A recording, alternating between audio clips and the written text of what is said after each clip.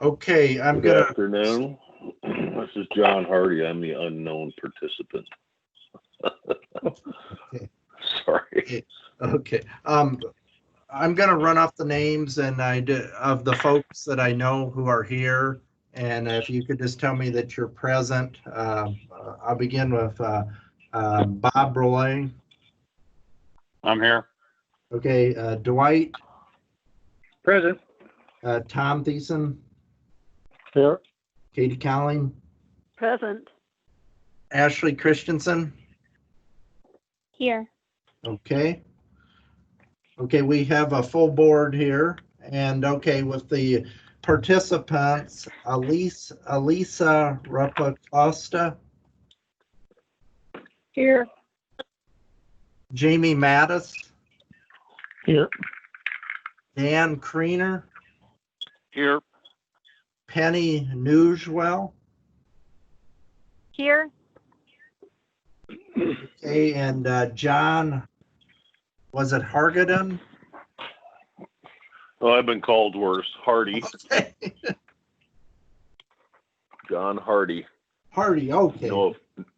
No affiliation with the hamburger chain, unfortunately. Okay. Okay, John. Okay, is there anybody's name present who I did not call off? Rebecca Mattis. Okay. Bill Holland.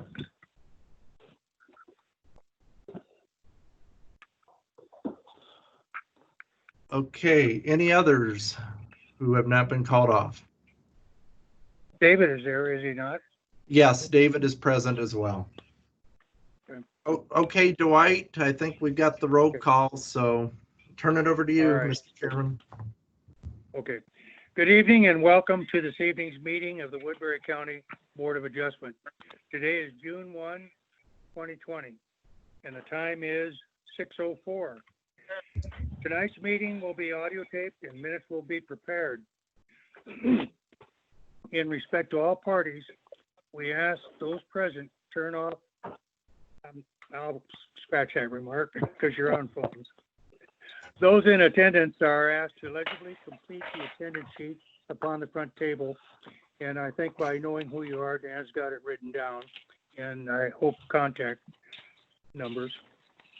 I would like to take a moment to review the procedures the board will follow tonight. First, the board will handle the normal housekeeping agenda items. Then for each application on the agenda, I will open the public hearing on the item. The planning and zoning staff, and I'm going to say the Board of Adjustment staff, will then present the staff report, including the staff recommendation. Any letters or other communication received from the public prior to the hearing will be entered into the record. The applicant will then have an opportunity to present his or her case and respond to the staff report. Next, we will hear comments from the public. If you would like to speak either in support of or against the application, you must come to the microphone. And our protocol is going to be when somebody stops speaking, they're going to use the term over. And it's open for somebody else to talk, but identify who you are. Please state your name and address for the record. All interested parties shall be heard, but repetitious comments should be avoided. Repetitious or irrelevant comments may be ruled out of order by the chair. I ask that you remain respectful and courteous with your comments at all times. After all public comments have been heard, the staff and applicant may make a closing statement. The hearing shall then be closed by motion and vote by the board members. Therefore, no further comments from the staff, public, or applicant may be heard unless asked for by the board. The board shall then deliberate the case and may ask questions of the applicant, the staff, or any party offering testimony. However, such questions do not reopen the hearing for additional comments from the public unless so requested or approved by the board. The board will then formulate and vote on a motion. The motion will typically either grant or deny the requested application. Any board member who has ex parte communication to place in the record of this meeting, or should place that in the record of this meeting, should do so prior to the beginning of the deliberation of the respective item. Any person desiring to appeal the board's decision to a court of record may do so within 30 days after the filing of this decision with the planning and zoning staff. Now we're ready to go to the agenda. And the first item on the agenda is, are there any citizens that wish to be heard about an item or anything that's not on our agenda?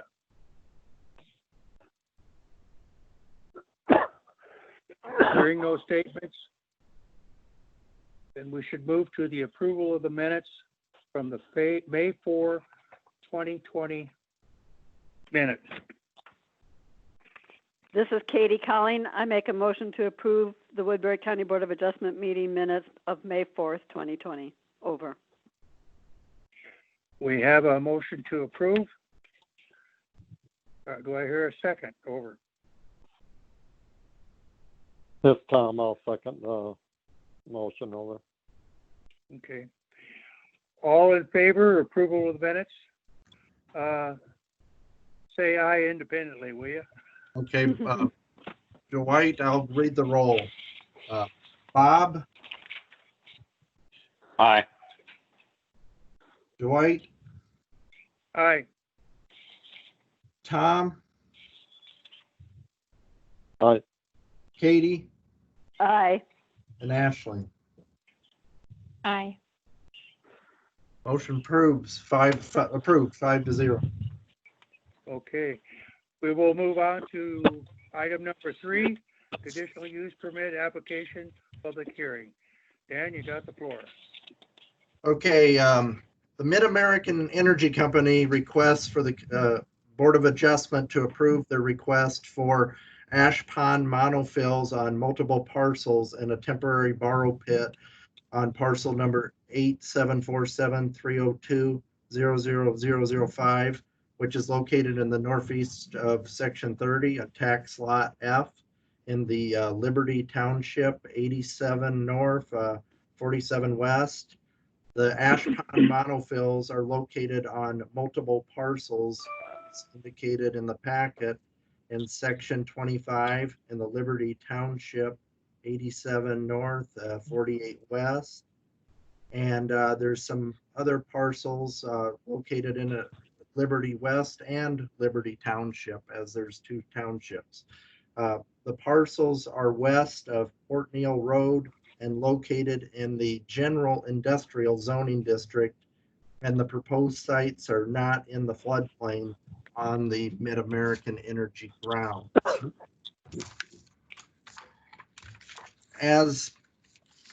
After review on looking through the packet, after review of the various parcels, you will see in the packet multiple parcels, one with the borrow pit, a temporary borrow pit, and then separately there is the conditional use for the ash pond monofills. The borrow pit request is based on the table of land use where conditional uses are allowed within the respective zoning district, and the monofills were interpreted as requiring a conditional use permit on being a similar type of use. Based on the borrow pit activity, they've reported 365,000 cubic yards to be removed from the parcel. That respective parcel for the borrow pit, and then the ash pond monofills on the Mid-American campus have cubic yards from 46,000 up to 900 and some thousand cubic yards across multiple parcels to be removed. For the record, this was published in the Legals of the Sioux City Journal section on May 19th, 2020 for tonight's public hearing. The property owners within 500 feet were notified via letter. As of the printing of this document, the office did receive one email inquiry requesting information about the location, site plan, as well as the amount of cubic yards that would be removed from the borrow pit site. Various agency stakeholder organizations were also contacted and asked for input. You will see in the record, the ones that really stand out are Magellan Pipeline Company had referenced the anhydrous ammonia line runs along a gravel road from Port Neal Circle, 260th along the west edge of the proposed work site. They said it is located east of the road but west of the rail tracks. It appears all work will take place east of the tracks and will not affect us. This is from Chris Niehaus of the Magellan Pipeline Company. Northern Natural Gas also provided an attached statement. Let's see, Northern Natural Gas does have a meter station and a pipeline that enters to it from the northeast corner of that property. And Northern had said that it would be their preference that any proposed excavation or changing of grade remains 25 feet away from their respective asset. The county engineer, also Mark Nara, has provided a series of comments as he looked at the borrow pit location, and he offers some recommendations in terms of managing the borrow pit site that would be as most compatible as possible with the neighbors, which are actually enumerated later on in the staff recommendation. The staff did look at the series of conditional uses, each one independently, and looking at the aspect of this zoning district facilitating this activity and kind of understanding the history of the monofills on the Mid-American campus based on the information presented. We understand that the project's been going on here even 2015, and there's a history of these type of activities dating back to the 1970s as well. Anytime that there's a grading activity beyond the county, there's regulation that the staff points out through various other government agencies, including the DNR, EPA, etc. And the DNR, for example, the county's grading permit requirements are based on meeting the DNR requirements, such as having a MPDES permit number 2 through the DNR, as well as having the stormwater pollution prevention plans in place, which the applicants have presented very clearly in their packet. So it comes down to the Board of Adjustment in terms of looking at all the criteria to see that the project fits in this respective zone. And again, the key element is that it fits and it has minimal effect on the respective property owners and citizens of the county as a whole. It's important for me to report that the Zoning Commission a week ago, actually last Tuesday, has passed on the recommendation on May 26th to approve this conditional use. They make the recommendation to the Board of Adjustment to approve this based on much of what the county engineer, Mark Nara, has pointed out in his analysis. Based on the monofill activity and the borrow pit activity, Zoning Commission feels that it's imperative for the applicants to comply with any of the easements and encroachment agreements of the neighbor area utilities and neighbors in general. Maintain a clear road. Mark had pointed out in his analysis that's imperative to keep the road clean by scraping the pavement clean of any dirt and mud that could be a result from the borrow pit. He mentioned the safety aspect of having a stop sign placed at the driveway where truck drivers should stop before entering the highway. They should also provide trucks entering highway signs on skids on both sides of the borrow area and destination driveway during the hauling. Mark had highlighted that it's important to do that just during work hours so that the signs are much more meaningful.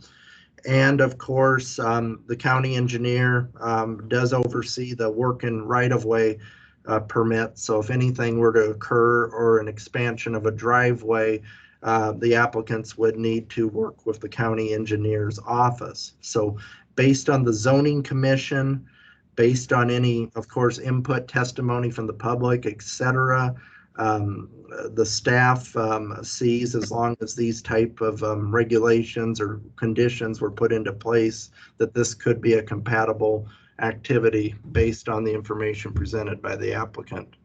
Over. This is Dwight.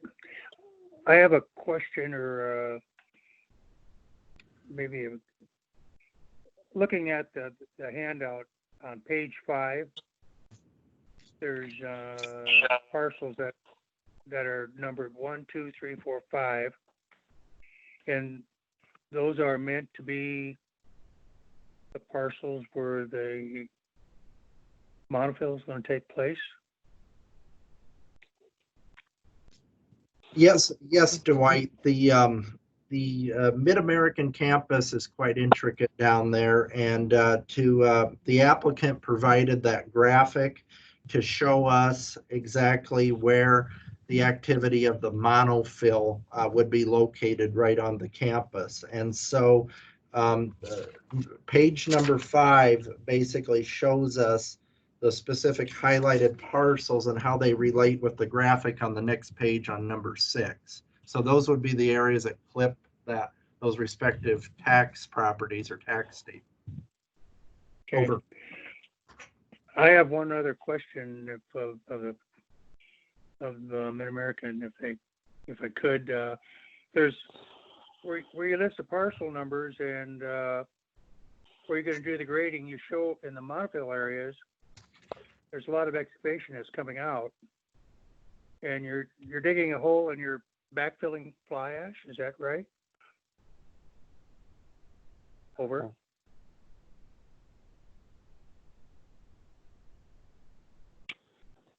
This is Bill Holland with JB Holland Construction. I'm the contractor that will be doing the work. So on the eastern portion, what will happen is basically the summary of the scope of the project is that on the far eastern pond, the ash is removed and stockpiled, and clean clay will be brought in. And the idea is to get the area raised up out of any potential future groundwater possibility. And then the ash from that was originally in that area will be placed back in that area on top of the clay. And all ash, existing ash from in what's called impoundments 1, 2, and 3 alpha, which are the areas to the west of there, will all also be picked up and placed in that same pond. And so all of a sudden, what was a pond and a low spot now will be a fairly large hill. All ash will be contained in that area.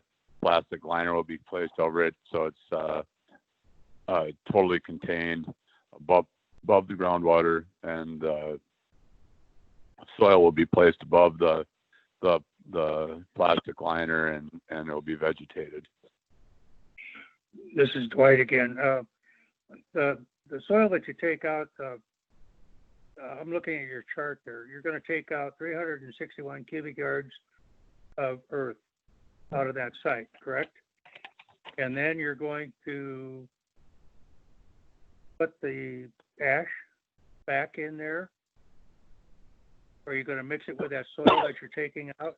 I'm having a problem with, you're taking 361 cubic yards of material out, and where is that material going to go? That's soil, right? No, and I apologize, I don't have the same packet that you do. So if I remember our numbers correctly, the ash, and if you're talking inside the plant area, it's ash that will come out first, and then clean soil will go back in, and then ash will go back. That ash will go back on that, and so the permit was a little. It asked about excavation, and so we were unclear on how to. So we used the excavation quantities that we had.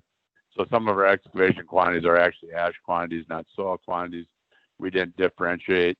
This is a little more complicated than just a general, than what the standard forms maybe permitted, because there's material kind of moving back and forth because of the type of material that it is, and so like I said, on that east half, it's ash coming out, and then a lot of material going back into that after the base of it is raised up out of any potential above any potential future groundwater elevation. Is that the fill that's going back in there, is that coming from the borrow? Correct. I see where so you're going to excavate a pit, stockpile that, put the material from the borrow area, and that apparently that's where you call it a clay seal.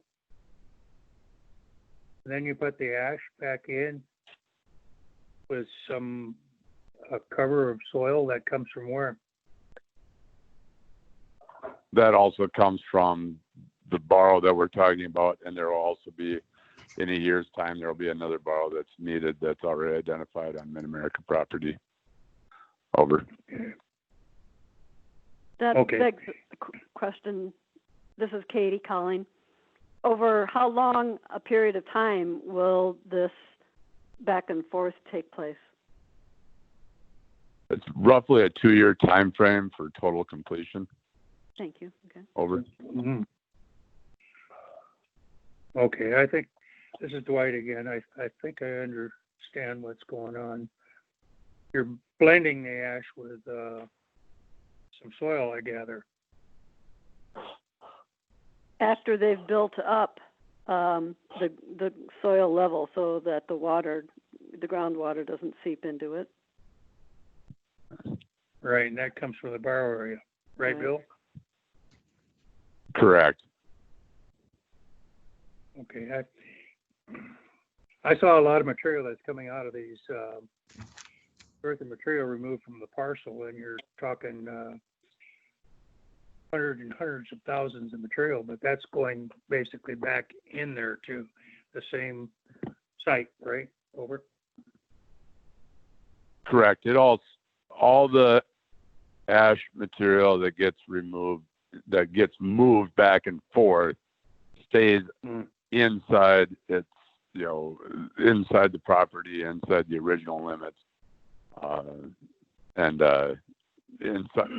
inside the boundaries of the original ash pond, and it's all consolidated into one location. Rather, it's consolidated into 30 acres, and it's currently spread out over roughly 80 acres. So we're taking. Okay. So I think I got a grip on it. I've got a question I'd like to ask you. It used to be that fly ash pozzolan was added to Portland cement concrete, and we got some good strengths out of that kind of a mix. But this ash is not suitable for that? Over. Correct. This is material that was was washed out of boilers, and the fly ash is still a highly marketable product, but this is byproducts that are not marketable, and so have to be dealt with differently. And they've been slowly gathering since about in the 70s, and even earlier than that, I think, if I remember correctly. Okay. Any other questions from the board? Over.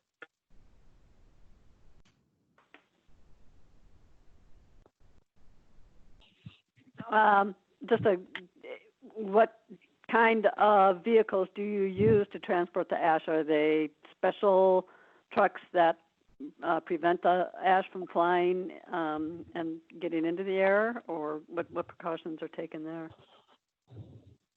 Most of the ash, these are ash ponds, so most of the ash is very wet to start with, and so we'll use off-road.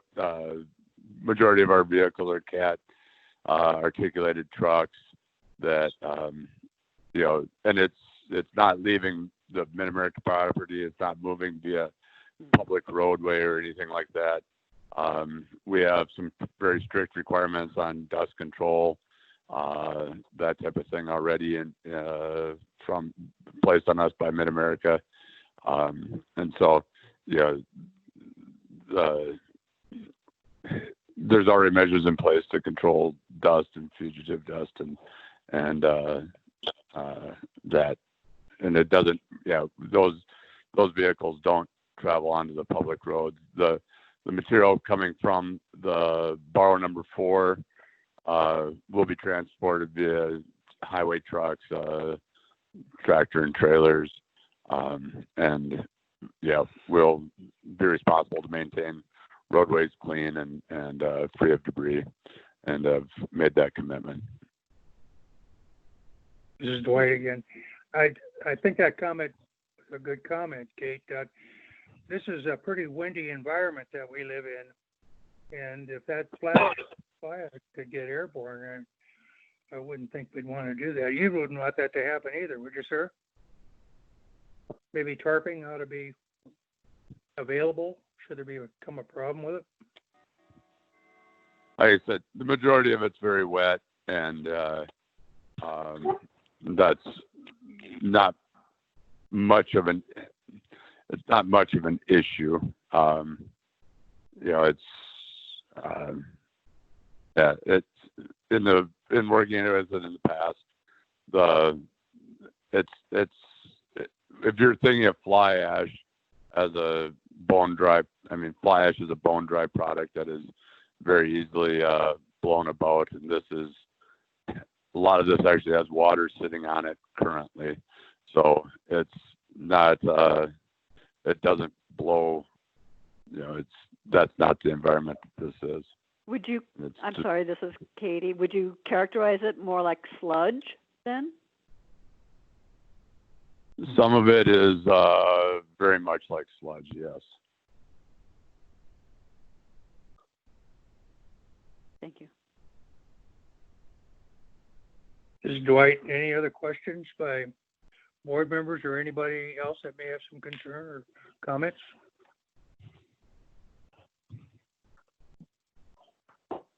This is David, and I guess I would just want to emphasize that this project is part of Mid-American Energy's environmental plan and their efforts to evaluate and monitor groundwater levels, and that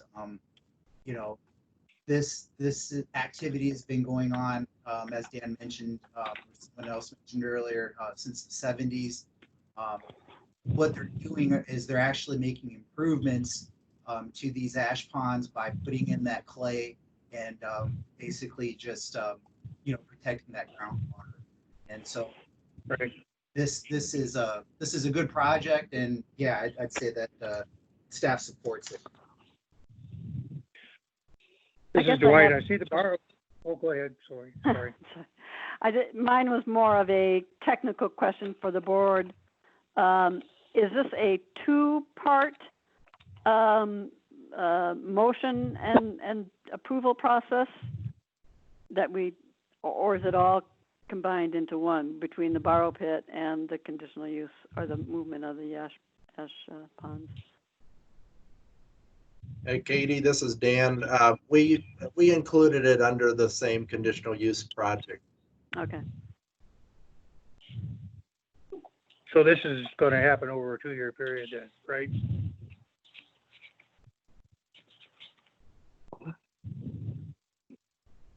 That's what I heard him say. Yeah, my understanding Correct. is yes. Correct, yes. Any other members? I was going to make a remark about borrow 4. Basically, the end result is it's going to be farmable, as I understand. But there's over 1 million cubic yards of soil coming out there. So basically, it's going to be a depressed area that won't have maybe very good drainage. Is that privately owned, or is that owned by Mid-America? Or That parcel is owned by Mid-America, and I think there's like 300,000 yards that are determined to come out of that borrow, and there will be a portion of it that is returned to farmland, and a portion of it that will be basically a pond. I see a place here where 1.1 million cubic yards is going to go to one monofill located on parcel 8747301 with a whole bunch of zeros and an one on the end. That's quite a hole. And the drawing shows it's going to be 15 deep. That number is the number that the quantity of excavation that you're referencing is the ash that is getting moved from the western parcels into the eastern part. So that's the removal off the roughly 80 acres back into that 30-acre parcel that I referenced earlier. Okay. All right. Any other questions, board? I do. I don't, but does anyone else? I don't want to keep anyone. There are no bad questions, Kate. Well, Well, this is kind of a confusing thing to me. I'm not used to seeing it expressed as the way it's being expressed here. I don't understand it. Your questions have helped clarify things for me, Dwight. So my question around the borrow pit, in years past, we've been told what kind of soil is in a borrow pit. And Bill, this may not be a fair question to ask of you, but do you know, is it less soil? Is it clay? What are we talking about for this soil? It's primarily a fatty clay. It's got some sand veins in it. It is not lost. Thank you. Okay. So it's less likely to be fugitive, airborne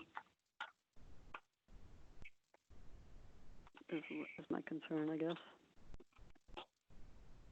As she's getting at, when you transport out of there, you might have to start the load if it's dry. And it sounds like it might be.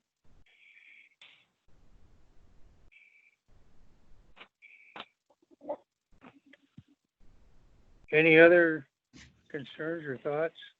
I'm aware of the Superfund site.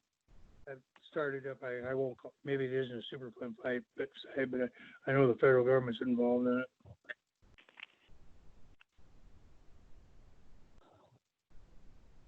Any other questions? This is Bob. I make a motion to close the public hearing. I have a motion to close the public hearing. Is there a second? This is Katie. I'll second. Dan, poll the board. Okay, Bob, Aye. Dwight, Aye. Tom, All right. Katie, Aye. and Ashley. Aye. Public hearing closed. Okay. See, where I was going with all these questions was you're taking material out, you're putting material in. I thought the presentation I was looking at was a little challenging. And I understand, I think now that the materials come from some other place, it's going to be put in these ponds, and that soil that's coming out of the ponds, or I assume that's excavation, that's the way it's presented here, is going to be a part of the backfill. I don't know if that's true or not. I'm looking at on page 4 of the handout, gives a parcel number, gives you the purpose of the grading, and earth material removed from the parcel, and then earth and material brought to the parcel. And that's what really confused me. The borrow pit, 365,000 cubic yards will be removed from the borrow pit. That's the way I read it. And when they say earth and material brought to the parcel, and they show the earth and material removed from the parcel, that's where I'm having some difficulty with that. If this is Bob, and somebody correct me if I'm mistaken on this, but I live down this area. Like David had said before, this has been going on for decades, really.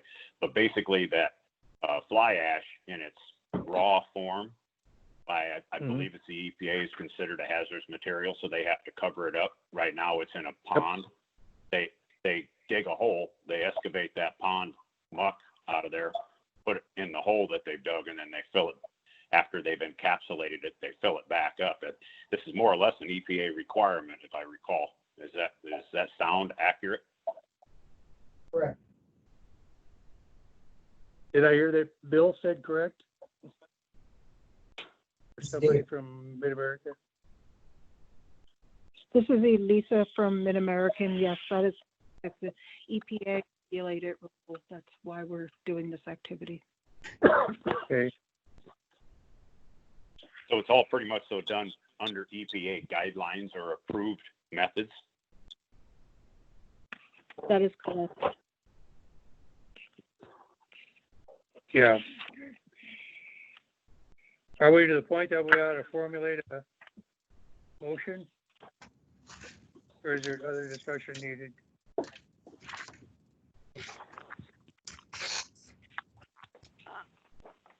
I'm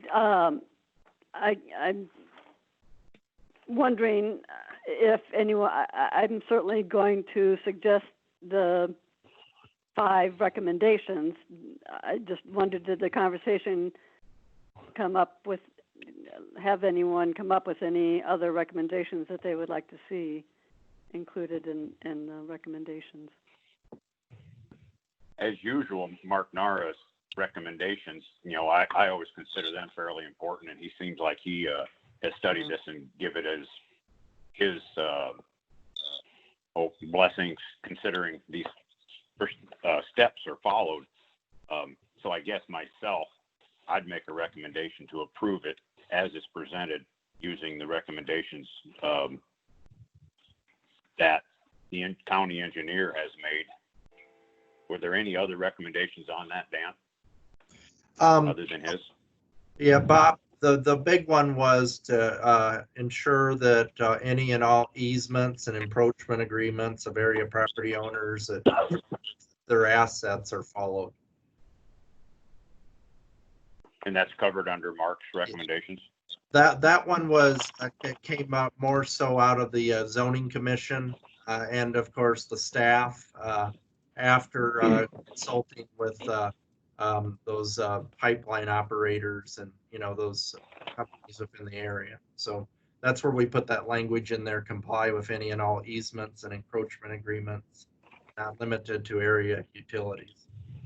Over. Which that's pretty much so been boilerplate language on there. And I guess if we can include that all of the recommendations made in this documentation are followed and adopted, then I'd like to make a recommendation to approve it. You mean made by Mark Nara?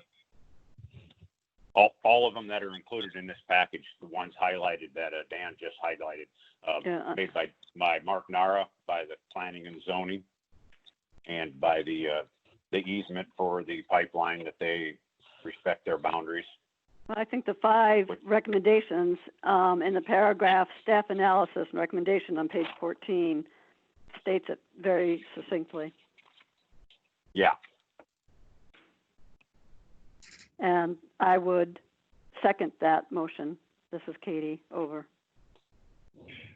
Okay, we have a motion on the table to approve as recommended by staff, including, also including Mark Nara's comments in that, which is via letter and what the zoning commission laid out. That should be part of the approval or the process.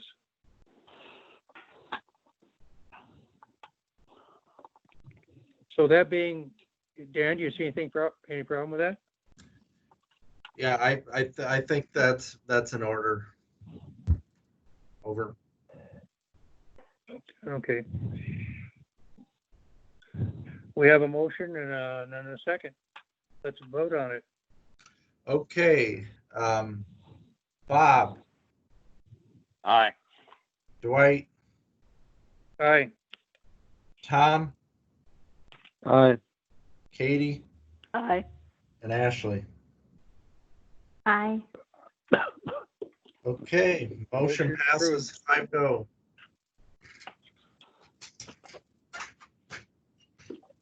Dan, you're up. Okay, we're moving to agenda item number 4. Yes, sir. Okay.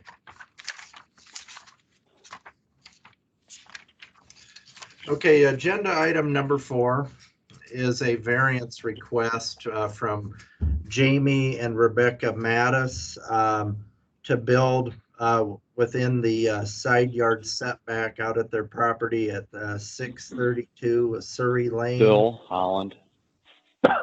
In Sioux City, Iowa. Is now exiting. This is on lot 33 in the Carriage Hills subdivision. Elisa Zappacosta. Is now exiting.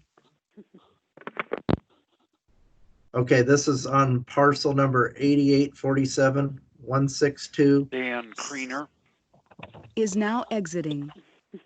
76009 in the agricultural estates zoning district. And again, this is the applicant's request for the Board of Adjustment to approve their request for a variance to reduce the property's north side yard setback for the construction and placement and a detached garage, and for an existing shed within the required 10-foot side yard setback, which is measured out to about 1 foot 6 feet from the property line. It's important to point out in an ordinance, or excuse me, variance request that the side yard setbacks for the agricultural estates zoning district would be 10 feet. And so the property owner is requesting to be up to 1 foot 6 inches. The Carriage Hills Association, this particular subdivision is one that is pretty active in terms of having a governing board that meets regularly. They can consider building permit requests for the households within that subdivision before they can build. So they're very active, and the property owner. Penny, JV Holland Construction. Is now exiting. And the property owner had previously received approval from the Carriage Hills Community Association to build this respective garage at this location on the property. The direct property owner abutting the property to the north, the one who would be the most affected by the location of the garage, has offered his signed signature that he does not object to the proposal of this respective garage. Your packet delivers some photos and a site plan showing the proximity of the garage to the respective property line. Within your packet, of course, you will find our typical information that the neighbors have been notified that this has been published in the Sioux City Journal. Various stakeholders have been consulted without any issues, and the criteria for a variance has been reviewed, aligning up the applicant's request along with the situation in the ordinance.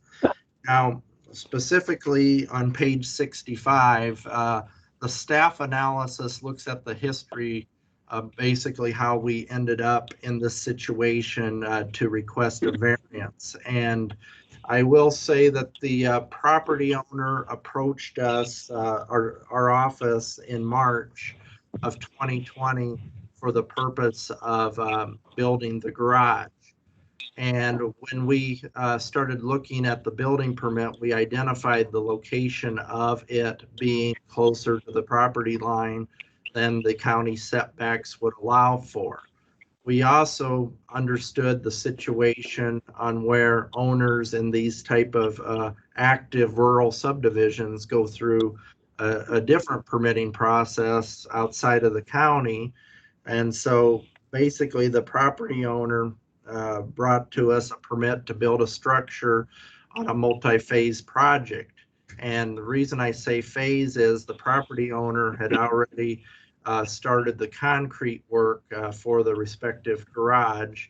And it's important to note that within the Woodbury County zoning ordinance, concrete work is not necessarily a permitted activity for laying a driveway, laying a parking premises type of structure. So the property owner proceeded to put the concrete in that area that did encroach within the setback, and came to the county with the intention to then set the garage on that respective pad. And so we ran into this situation.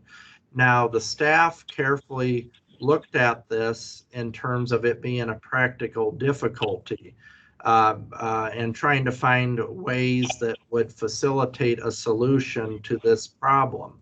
One area that we looked at, was it possible to do a boundary adjustment so the property owner could actually extend the size of his property, thereby making the setback zone larger. However, there were some issues with that because the property owner to the north then had a shed-like structure that it would move that into not being in compliance.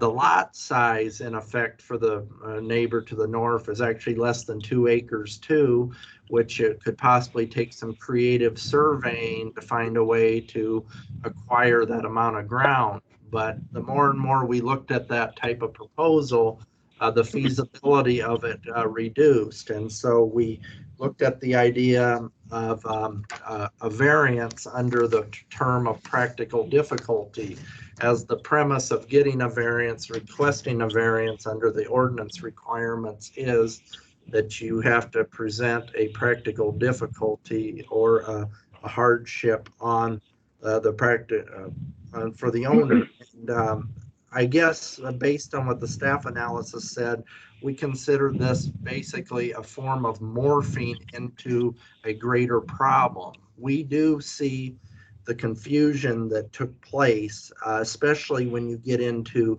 subdivision permitting with active associations. And that's kind of been a challenge with associations such as the Carriage Hills on respecting their requirements, their aspects in comparison with the county ordinance. It's imperative to note that I think the subdivision, I don't have the date directly memorized, but I think it was around 1970 or 1971 that it was platted the way that it was platted. And through the years, I know some of you that have been on the board might remember the old Red Book, the previous ordinance. And we, of course, have went through rezones and changes since the 1970s. And this respective ordinance was actually given in 2008, when the rezones happened countywide, the agricultural estate zoning district was placed on this respective community, where you could see arguments where it's more designed for a suburban residential style zoning district. But it was pretty much given the agricultural estates, probably because of respective land use. And so to kind of go back to square one, we saw this sort of morph based on a landowner, doing concrete work under an area that doesn't require a county permit, and then proceeding and getting the approval within the association. It can be sometimes very easy to run into that situation where you have an active community, active association, but don't necessarily bring the county into it until a later date. And it's also imperative for me to point out before I close about that shed that is listed. It's actually on the grounds right now, closer to the property line. I know the square footage is higher. The county doesn't permit sheds below 120 square feet, but that exceeding that and being at that location, it of course encroaches on that property line. And so the property owner has included that in this request as well, to basically make it right in terms of presenting this to the board to be able to extend that property line. And so that's pretty much what we have, is seeing it as those two-phase project that got approval one way that then morphed into this difficulty. That's what I have. Over. This is Dwight. Yes. Did the Carriage Hill Community Association approve the shed then? Or was that even brought to their attention? Dwight, this is Dan again. The property owners, my understanding, are still on the phone call. If Jamie is here, I would recommend bringing that towards Jamie's attention. Dwight, this is Jamie Mattis here. Yeah, we did get that approved through the association several years ago. I think it was over 5 years ago. And we had brought that to the board's attention then, and we got approval for the shed at that time. For the shed? Correct. Okay, just curiosity. And also John Hardy's on the board. He's the president this time. And I'm not sure the exact day, but that should be in the notes of the board as well.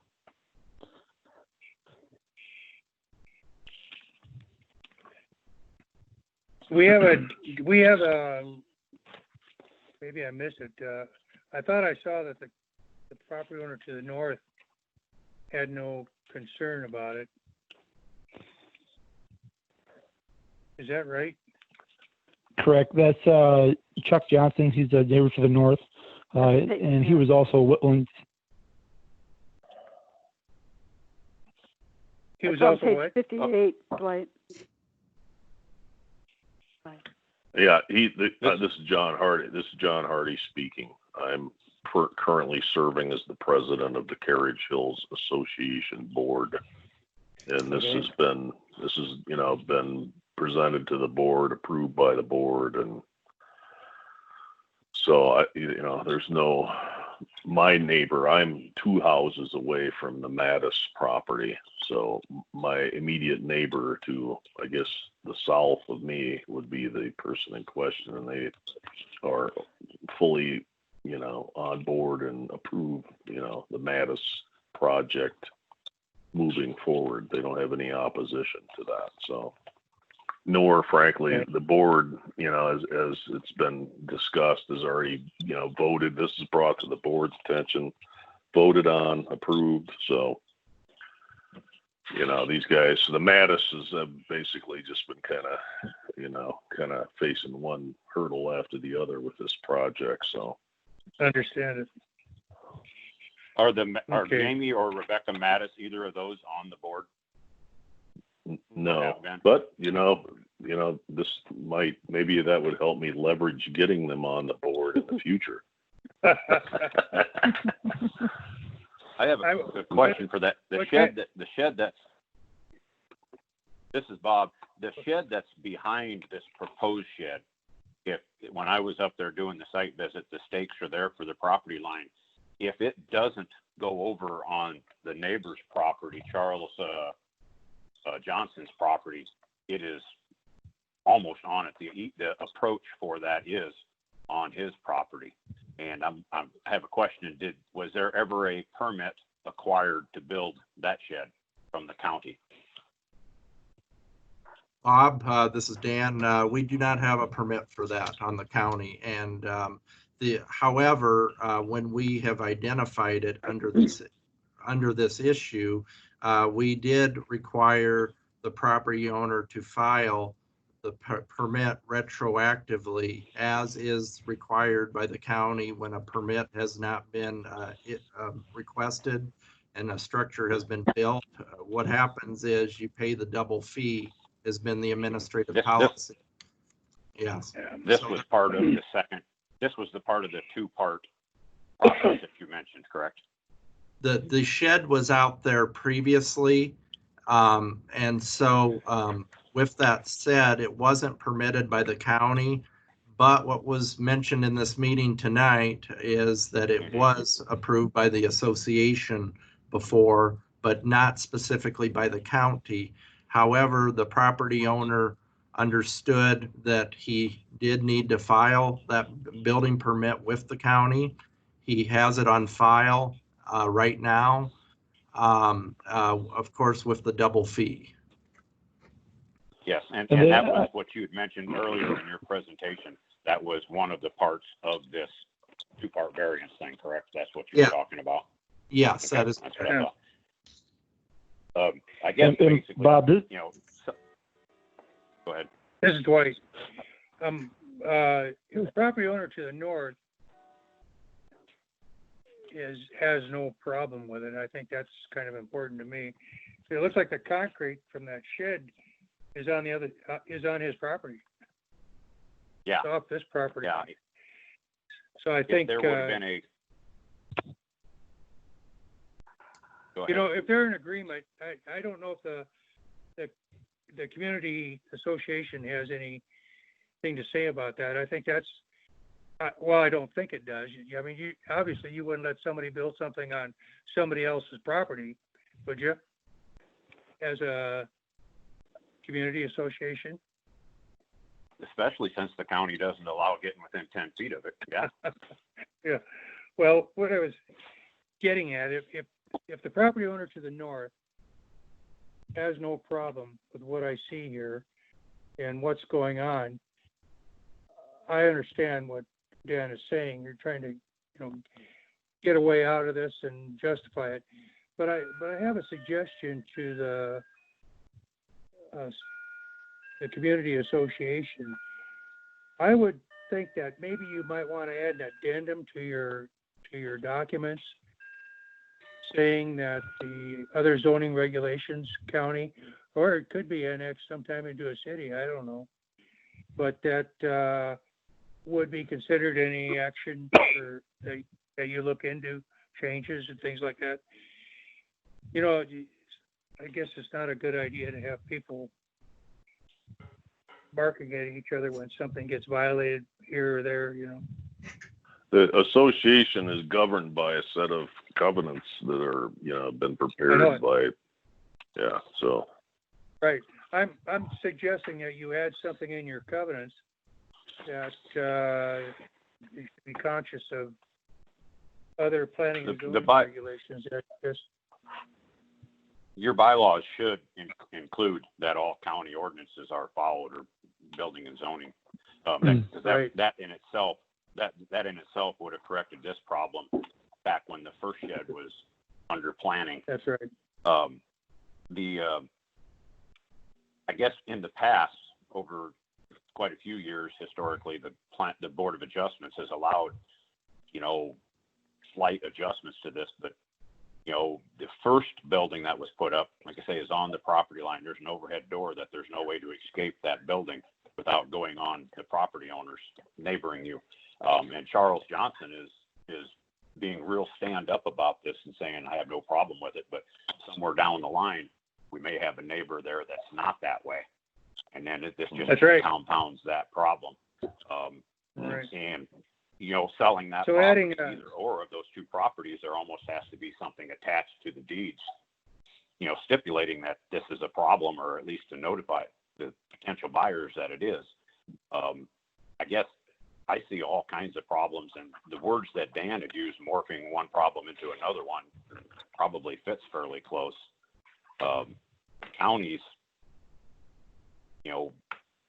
went through a lot of processes to come up with these building ordinances, and like I say, making minor adjustments to them, or in some cases bigger than minor adjustments for particular reasons, is a necessity. But I see this, I really feel for the Mattises that they've got that slab there with the intention of building a building on it, but I just see it kind of crossing too much of a gray area of being right on the line like it is, especially when it's the second case within that small little area.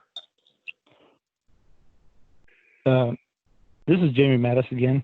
I just wanted to make note, the reason why, or the mistake on my part that was made, is if you look at the property line at the top of the hill, it goes at such a hard angle down to the bottom of the hill. I didn't realize that there was such a hard line. And I talked to, in talking with Mr. Johnson, he was going to offer to sell me his land. And there's only 18 feet 6 inches between the properties. That's why Mr. Priestley thought this was a better route to go to. And the shed that was placed there wasn't built on property. It was just brought in and dropped there. I understand there's a splitting hairs, but we never built, it was just a brought in shed. Mm-hmm. Yeah. And I noticed that same thing that you just mentioned, that line is not at a right angle to the property line that runs parallel to the street, which adds to some of this problem. But, and it's asking an awful. That the community, the association, has their covenants. They also know how it was platted. They know the property lines, and all the property owners should know that.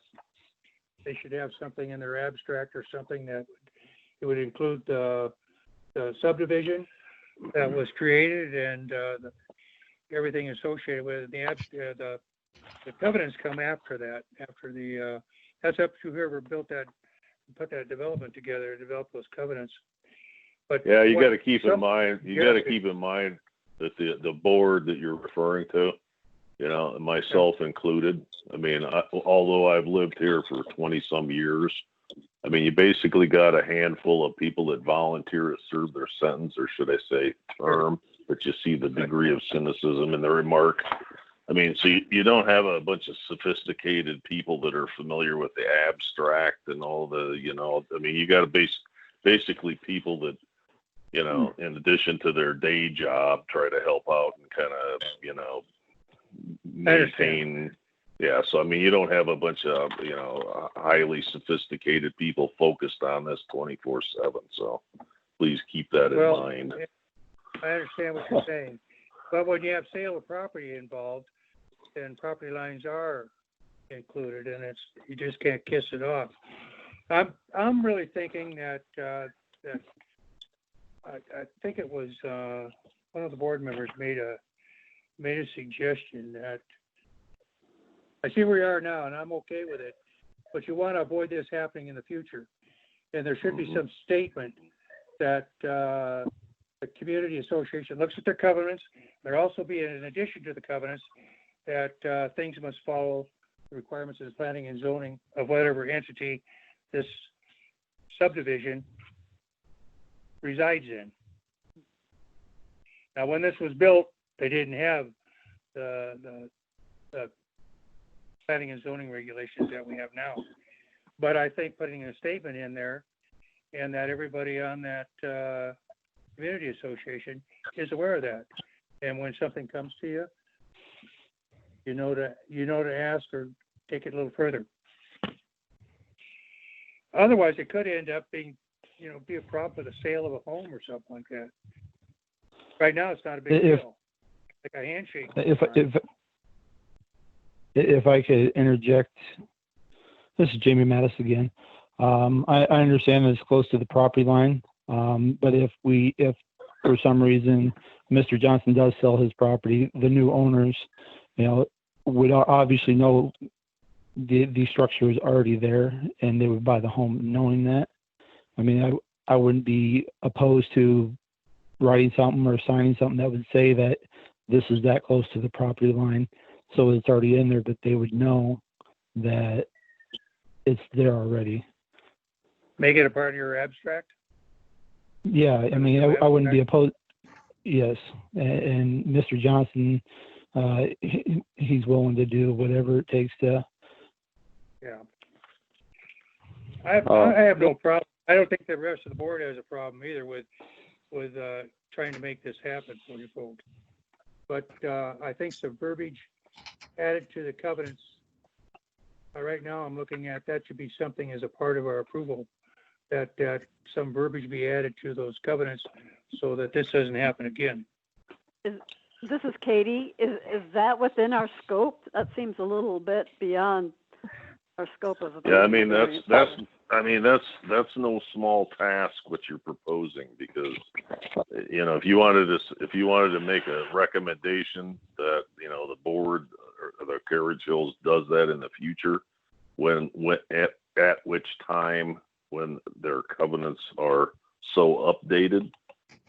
But I mean, just to go through the process of having to make an update and go through of that exercise, and then it has to sign off on that. It's a big process. Exactly. I'm part of a homeowners association myself. It's no small task to change it. Yeah, so that'd be quite burdensome to undergo that.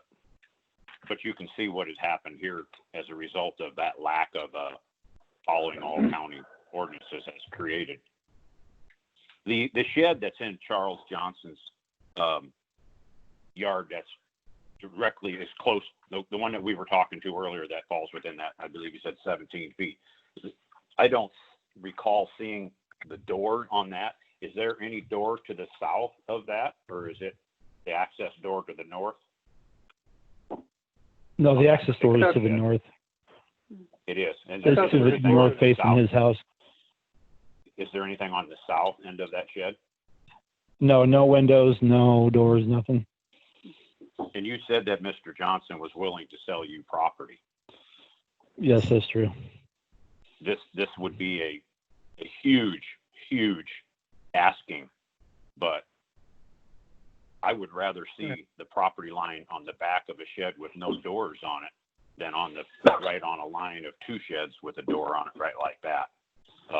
And I'm not asking or suggesting that you guys come to an arrangement on changing that property line. I'm just saying that would change my opinion considerably.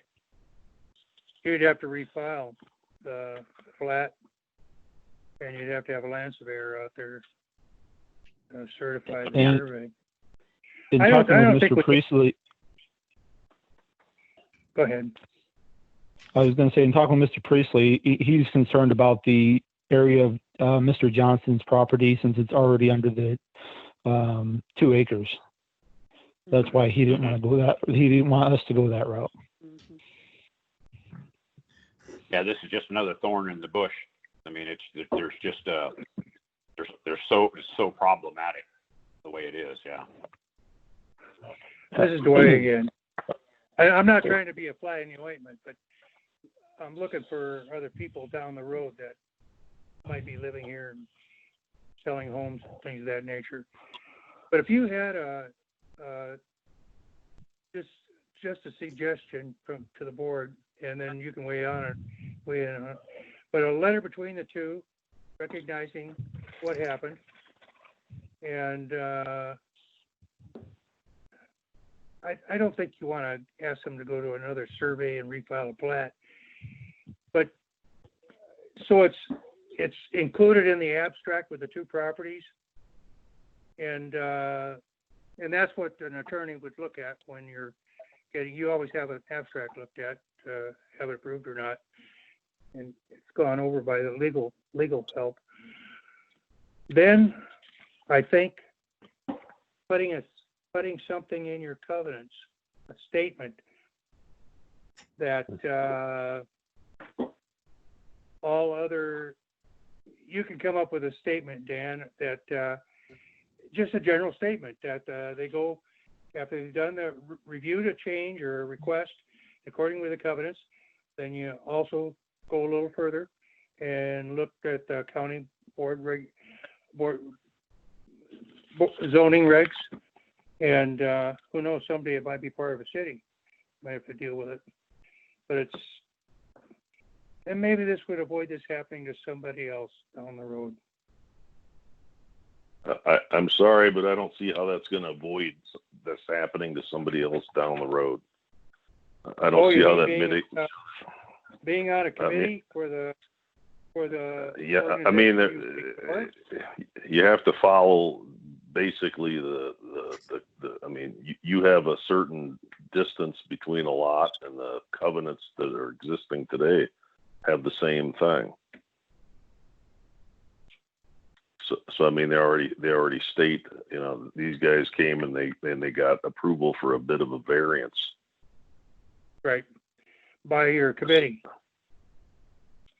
Right. Yeah, with regard to Well, David and Dan, what do you think about that? Well, I mean, I'm not gonna, one of your colleagues there has already commented that he understands the burden that creates that you're gonna have to redo the whole thing just for that. I don't. We're not gonna. I can't sign up for that. No, that was one of the things we needed to talk about because it could cause problems. But looking down the future, so this doesn't happen again. That's what I was getting at. Yeah, well, I'm all in favor of that, but redoing the covenants just to add a sentence I don't see that. And that seems awfully burdensome to me. This is covenants Dave. are meant to be burdensome. I think if just in an effort to get this get some closure and get this application moving forward, I would say if the board would want to entertain either a motion to approve or deny the request, it'd be an appropriate time. Dan has spent a considerable amount of time working on this, and I think he's looked at it a dozen different ways. And the recommendation on acquiring some land from the adjacent property owner would actually create another zoning violation in the fact that it would reduce the acreage for the other property owner.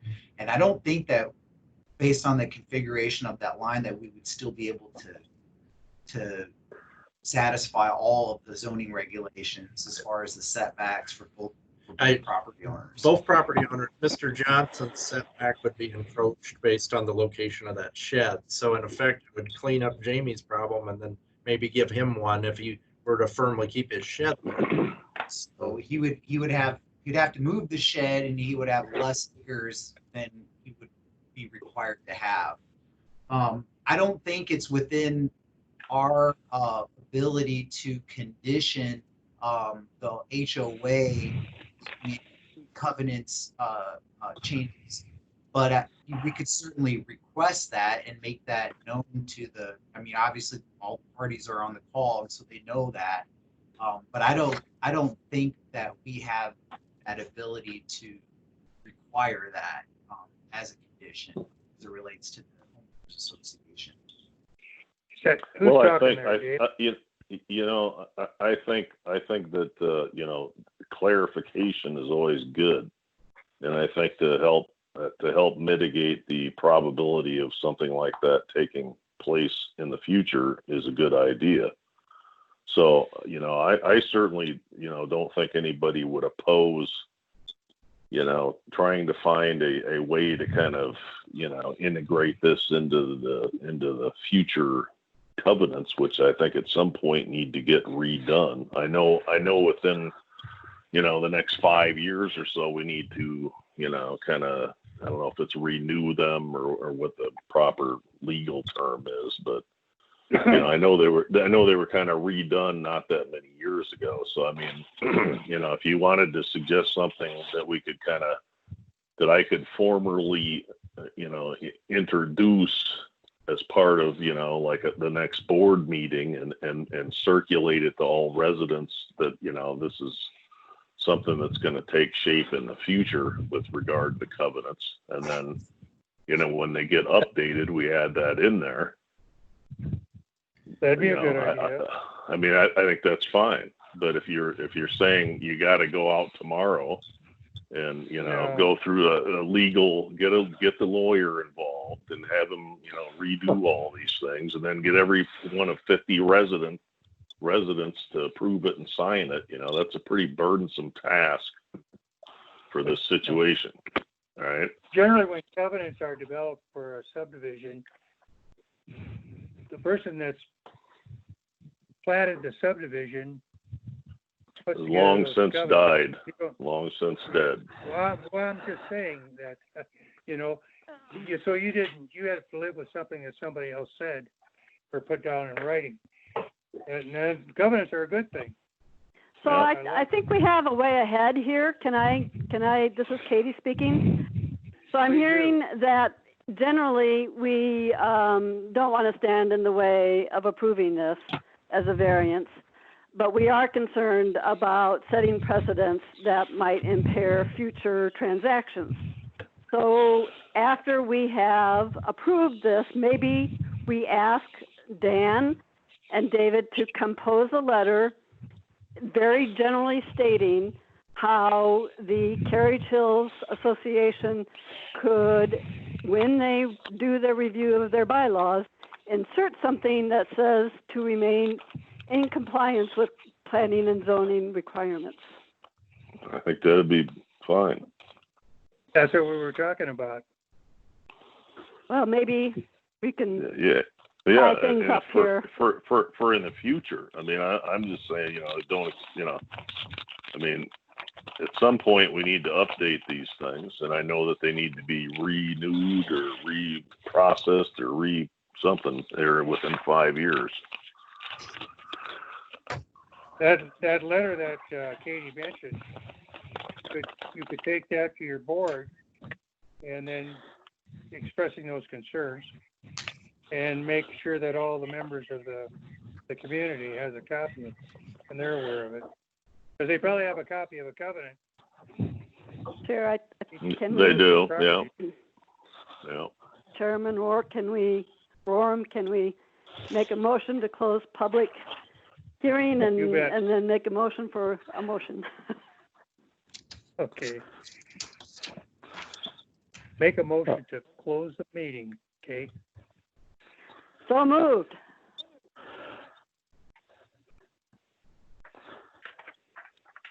Dan? I'll second the motion.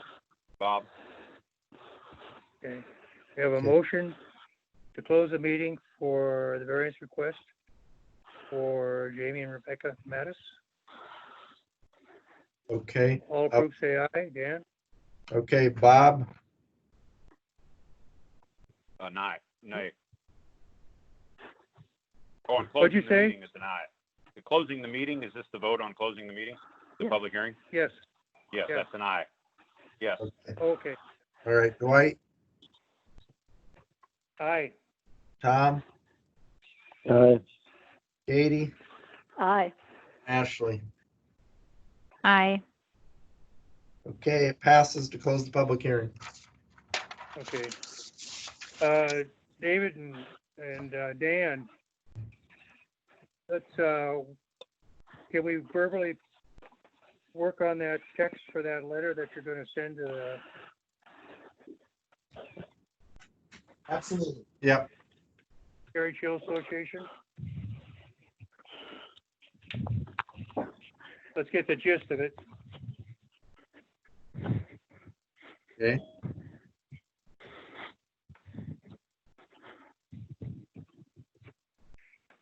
I would suggest that because of of a concern that was recently encountered in that particular subdivision, that a situation arose that, and you can fill in the blank, that the board members or the community consider any future, make all the members of the community aware of this issue, and in the future, at such time you modify your covenants, that this be added to your covenants, something along those lines. So I think it's important that all the people in the subdivision understand or have a copy of that, and just understand why.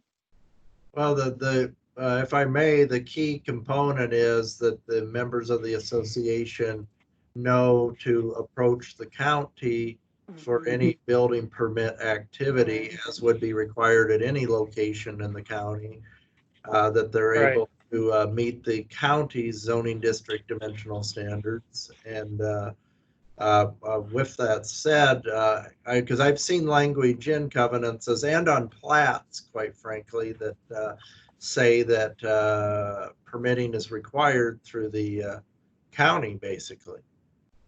That's what I was kind of suggesting there, but the president didn't want to see that right now. But if we put a letter in there, I don't think that you're, correctly representing my remarks. What you just proposed is fine with me. I have no issue with that. That's where we were going. Maybe you could attach it to your covenants. Yeah, let's go with how you initially just framed it. Then I'm fine. The covenant thing is just something that's going to be a project down. It could be a few years from now. Meanwhile, what you proposed is fine though, and I can circulate that and I can bring it to the rest of the board and so on, so that basically we're accomplishing what you're suggesting. It's just my only reservation is to kind of sign up for saying that, next week we're going to modify the covenants. So this is like this could be several years down the road before we get to that. That's all I'm saying. Okay. But I can certainly communicate the essence of your message way prior to that. Okay. So that's just to clarify. Yep. Well, Dan will put that in the letter, right, Dan? Yes. He'll draft the letter to them. And that's the way we'll handle that. Sounds good. Any other any board members have anything else to say about that, or? Yeah, it's Tom. Tom, as long as on that existing shed, my only concern there is if that property would sell and the new owner would put a fence there, would they have to go through the covenant to put the fence there, or on the property line, or what's the readings on that? Over. That is a good point. When that's what we were talking about, the things like this open up in the future, the problem. That would, God, I hope that doesn't happen to anybody. No, but that's what we were talking about.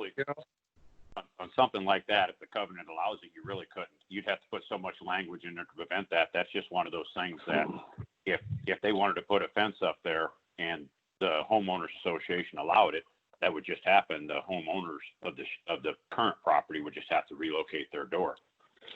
I don't think there's any fencing. I'm sorry, I guess it's closed, but I can answer the question for you. Yeah. I mean, there's basically some fencing that's, basically maintained by the association, but I don't think there's any fencing allowed that is not pre-approved by the board and the association. Okay. So basically, there's no houses out here that have any fencing unless it's like association fencing. with the exception of one, and that was like an act of God to get that approved back when it was done. If somewhere down the line, generations later, whoever owns Charles Johnson's house wanted to put a fence up, they would have to get approval from the homeowners association, and then the homeowners association would have to deal with that particular spot on that fence line. That's true. And by God, somebody else will be president by then. Yeah. And who knows what's going to happen to generations later. Jamie Mattis is going to be the president. So that particular issue doesn't really concern this board, really. I don't think so. Did we ever get the meetings? Any other comments? Yeah, this time We have again. a motion.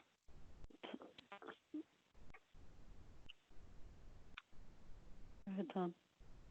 I'd make a motion that approved the variance request as submitted.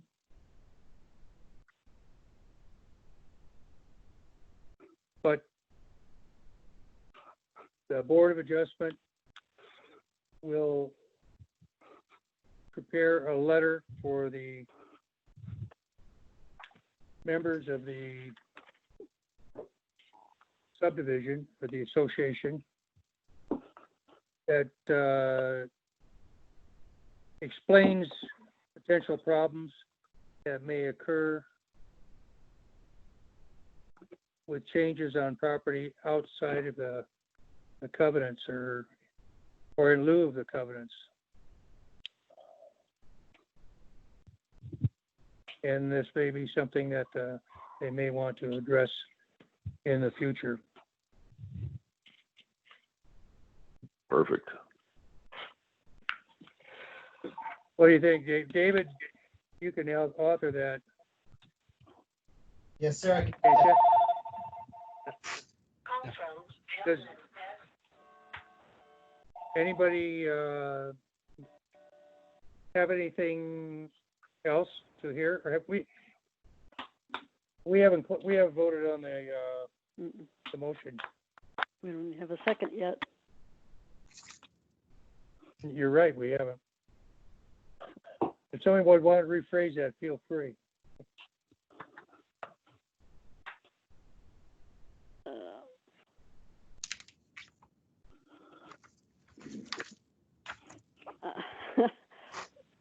Are we voting on I'm kind of lost train of thought there.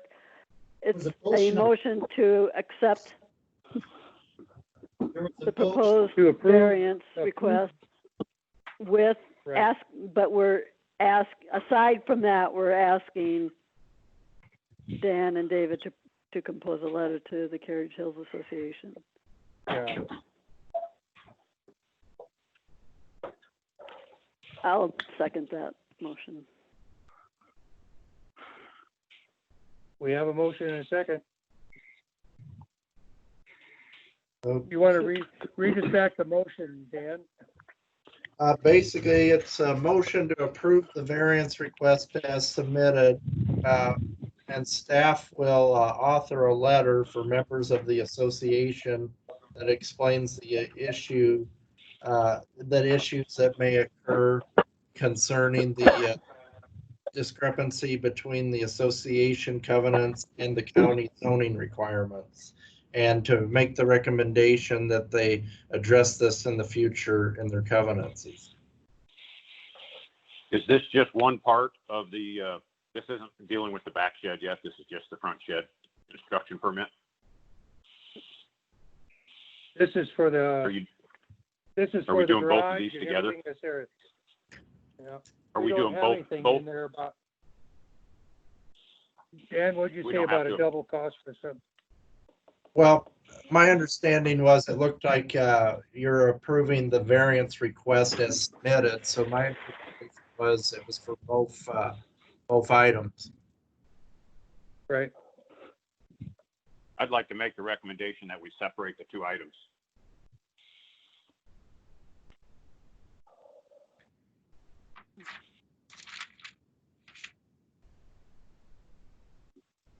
This time I'll second that.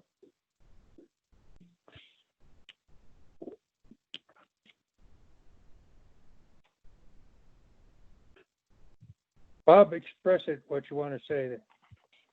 I'd like to make a motion that if I understand this correctly, what's presented before us is to approve the building permit on the unconstructed building, and then another Right. variance to approve the permit for the building that's already been constructed.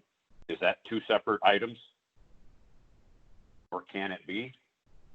Yeah, well, it could be, but Dan, didn't you take some, did you do something special with the building permit there? Double cost or something like that? You tried to mitigate what happened, right? That doesn't need approval then? We don't need to approve that one? Yeah, if we could clarify, this is simple. It's not so much about the building permit as it is about the location. The And variance. so in effect, the variance allows the ability for staff to approve the building permit, but the board is not approving the building permit. The board is effectively facilitating the opportunity to place the structure at that location relative to the property. Right. Well, help me out with my conundrum then. I see that back building has already been constructed and it's in place. And although it has a lot of problems with the way it's located, I would never ask that it would have to be removed or relocated. So I wouldn't mind seeing that stand in place. But in reference to constructing the new garage on that slab being, again, as close to the property line as it is, I would personally vote not to approve that. So I'm aye on one and nay on another. What's that position put me in? Okay, so I believe, so Bob, I just want to clarify then that the shed that's already out there, that already exists, we're squared up with Mr. Mattis on that one. So really the board. Okay, that's not. Yeah, okay, that's not even an issue. Really tonight then. considering Okay. the variance, yep. All right, I'm fine with everything the way it was presented then. Well, so you would vote a nay on approving the permit to build the garage? Yes, That's what I thought you said. correct, I should say. I would say then if because there was a motion and a second to approve the variance as proposed with a supplemental condition that the staff write the homeowners association letter addressing the issue, the board needs to vote on that motion in second. That's where we were going first of all. And Yeah. so let's take a poll on that. We do have a motion second on the floor, so I can go ahead and read the roll.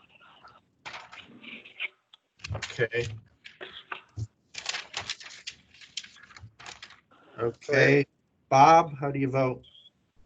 That would be a nay. Okay. Dwight, Aye. Tom, Nay. Katie, Yes. and Ashley. Aye. Motion passes 3-0. 3-2. 3-2, excuse me. 3-2. I know where the nays are coming from, and it's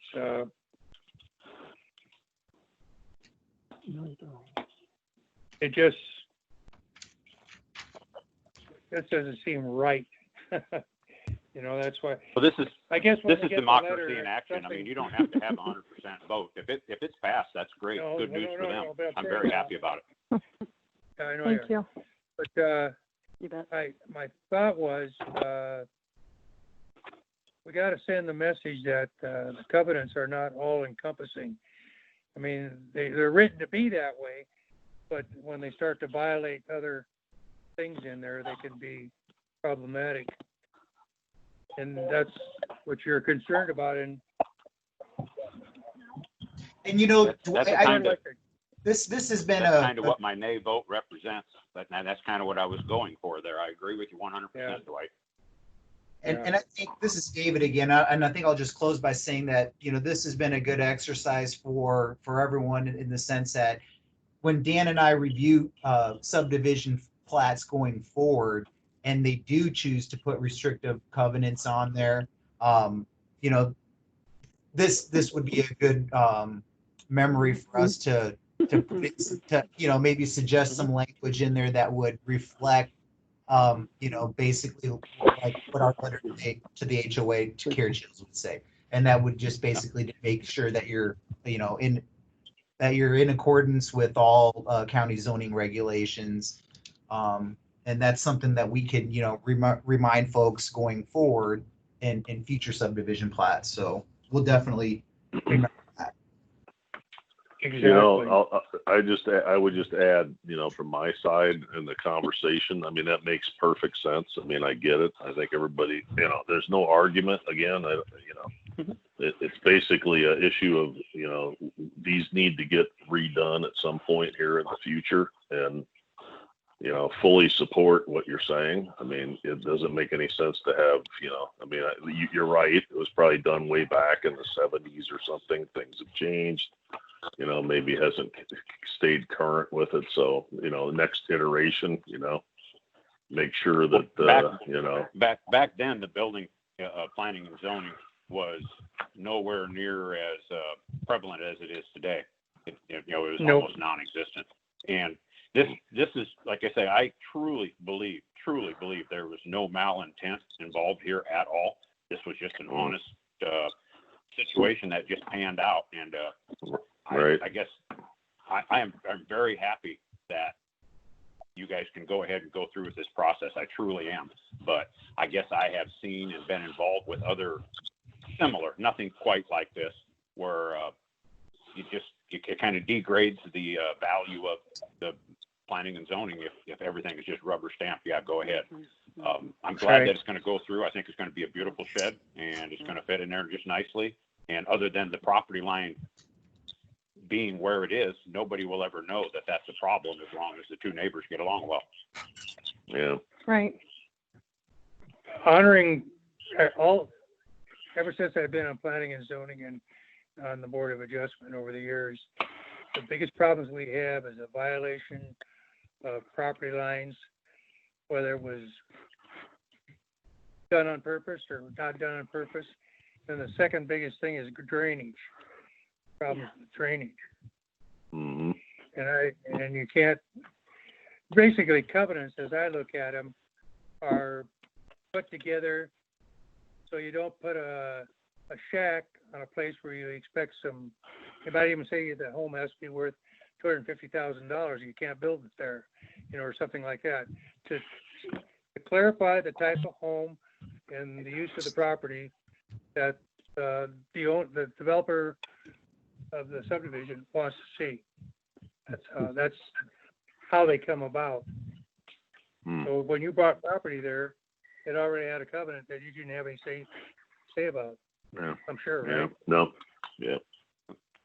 So I mean, I'm certainly not the author of these things, and I just happen to be serving as the president. I just kind of joined the call because I knew these guys were trying to get this thing done. I didn't really, frankly, plan on saying anything, which is why I was like an unknown caller when I came in. So, I certainly hear what you're saying. Certainly makes sense to integrate, getting our things up to date when the time's right to do it. I just, I don't know when I'm personally going to be able to chew that off, but believe me, I'll make sure that everyone's aware of this issue, and I'll bring it to the board's attention, and it'll be in the minutes to meetings for all the residents to be aware of. And next time we update the covenants, I'll make sure that, they get brought up to date with this kind of language being part of it to make sure people understand what they got to do to prevent having this kind of a problem. I don't think anybody wants to have the problem. Yeah. And go through. Without rewriting the covenants, you still have the knowledge here. Yeah, for sure. And it will be, I'm going to make, words, you don't know me very well, but I give you my word. It's going to get brought to the attention of people. And so it'll be in the minutes, board meeting things and minutes and so on. So And it's going to get in the covenants when we get them done. I just don't know when that's going to be. That's all. Well, as Very it good. says tonight, the covenants that you have must have some impact on your neighborhood because it's a beautiful neighborhood.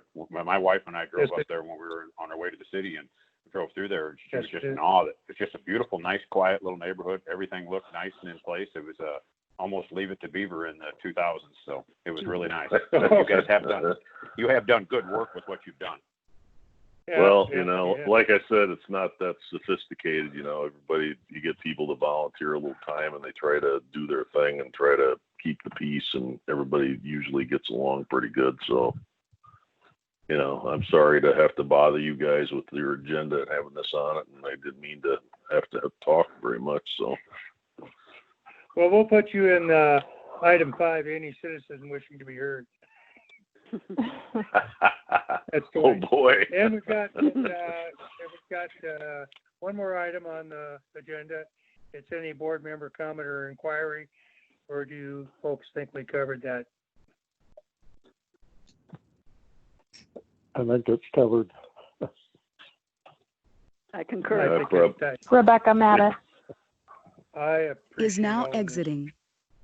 You probably heard enough from me, so you'd be happy that I'll shut up and get off the call too now. Okay, you I have guys a have minute to adjourn, or a motion to adjourn. You guys, gals, have a nice Thanks. night. Nice Thanks, talking Don. to you. Take Take care. care. Bye-bye. Bye. Thank you. Stay healthy. Motion to Yeah, adjourn, motion is to that adjourn. what I heard? Unknown participant is now exiting. So That's moved. annoying when it's okay. Okay, we have a motion to adjourn. A second? I'll second it. This Tom, I'll second. All in favor, say aye. Dan? Aye. Aye. Aye. Aye. Bob is an aye. It appears the motion is passed. I think so. Everybody. Okay. Thanks, Hey, everybody. yep, thank you. Have a good week or a Take month. care. Thanks for all your work, Dan and Dave. I know it was a tough one for you tonight, so thank you. Thanks. Yes, you deserve it. Jamie Give Mattis. yourself a pat on the back. Is now exiting. Aye.